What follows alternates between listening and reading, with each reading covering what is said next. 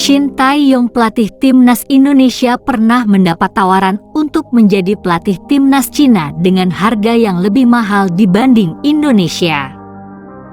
Namun, Shin Tae-yong justru memilih untuk menjadi pelatih timnas Indonesia. Shin Tae-yong sendiri merupakan mantan pemain sepak bola Korea Selatan yang kini menjadi pelatih tim nasional Indonesia. Dia merupakan mantan pelatih tim nasional Korea Selatan pada Piala Dunia 2018 Rusia. Lalu apa sebenarnya alasan Shin Tae-yong memilih untuk menjadi pelatih timnas Indonesia dibandingkan Cina? Padahal, dari sisi gaji yang ditawarkan sangat jauh dibanding dengan gaji yang diberikan di Indonesia. Namun, Shin Tae-yong tidak menyebut berapa nilai uang tersebut. Shin Tae-yong menjelaskan alasannya memilih Indonesia dibanding Cina pada Deddy Corbuzier melalui podcastnya. Shin Tae-yong mengatakan dirinya sudah memiliki pengalaman dalam berbagai turnamen, seperti Piala Dunia U20 di Korea, Piala Dunia Rusia juga. Selain itu juga mendapat penawaran dari Indonesia, sebelumnya juga dapat tawaran dari Cina, namun dia memilih Indonesia. Alasannya karena melihat ada potensi besar yang dimiliki oleh para pemain timnas Indonesia, kata Shin Tae-yong dikutip bondowosonetwork.com dari podcast Deddy Corbuzier.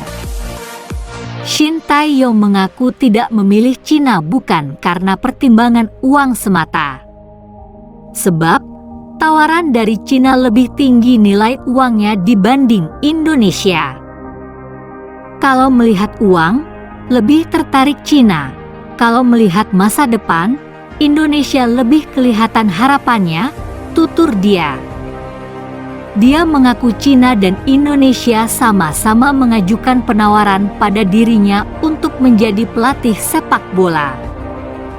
Bedanya, kata dia, kalau Indonesia timnas yang memberikan penawaran, sedangkan Cina bukan timnas dari negara tersebut, tapi tim profesional.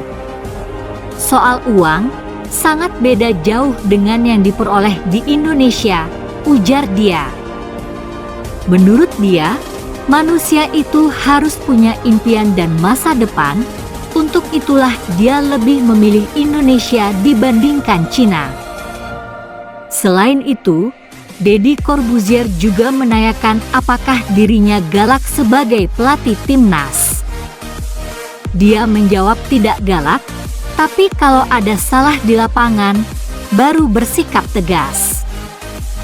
Deddy mengapresiasi Indonesia karena memilih dia menjadi pelatih timnas. Pelatih Stefanege FC, Steven Evans, kesal usai kemenangan timnya yang sudah di depan mata buyar oleh gol pemain timnas Indonesia, Elkan Bagot. Pada laga di Stadion Manspriest-Field, Sabtu, 15 Oktober 2022, Stefanege datang untuk meraih kemenangan guna mempertahankan posisi puncak klasemen Ligue 2. Awalnya misi tersebut mulus untuk anak asuh Steven Evans. Pasalnya, Stefanege berhasil unggul melalui usaha Danny Rose di menit ke-28. Namun, petaka tiba untuk tim tamu sesaat kemudian. Gillingham FC berhasil membalas gol tersebut kontan pada menit ke-40. Gol tersebut diukir oleh pemain andalan timnas Indonesia Elkan Bagot melalui sundulan kepala. Gol tersebut merupakan yang terakhir pada laga tersebut. Gol Elkan Bagot sekaligus memupus harapan 3 poin sang lawan untuk mempertahankan puncak klasemen. Sedikit lagi menuju pengesahan pemain naturalisasi, Jordi Amat tak sabar mendapat paspor Indonesia. Calon pemain naturalisasi, Jordi Amat sudah tidak sabar mendapatkan paspor Indonesia agar bisa memperkuat tim nasional merah putih di berbagai kompetisi internasional.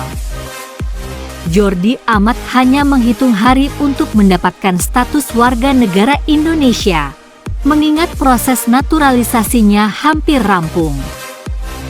Jika tidak ada kendala, Amat akan menjalani pengambilan sumpah pada Oktober ini. Pria berusia 30 tahun ini mengibaratkan memperkuat timnas Indonesia seperti tampil untuk 4 negara di Eropa berdasarkan jumlah penduduk. Itu seperti memiliki Jerman, Inggris, Prancis, dan Italia di belakang Anda. Saya akan merasakan banyak hal kebanggaan yang besar dan banyak ilusi. Ini akan menjadi momen yang berharga dan indah, ujar Jordi Amat. Menurut Jordi Amat, sang nenek sangat bangga cucunya bisa membela skuad Garuda. Jersey pertama saya di tim nasional akan saya berikan kepada nenek saya. Level kegembiraannya sungguh luar biasa. Saya memperhatikan itu ketika kami berbicara melalui beberapa aplikasi buat dia mengenalkan cucunya ke Indonesia merupakan sesuatu yang sangat-sangat besar, tutur Jordi Amat. Jordi Amat yang kini bergabung dengan klub tajir Malaysia, Johor Darul Takzim, JDT, menyebutkan gairah masyarakat terhadap sepak bola sangat besar.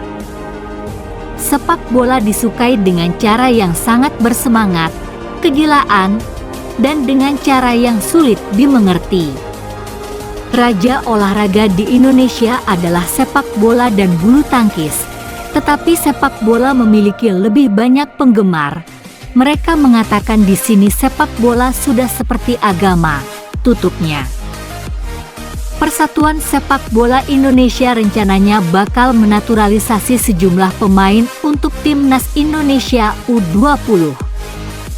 Para pemain naturalisasi ini akan memperkuat timnas Indonesia di ajang Piala Dunia U20 tahun 2023 mendatang.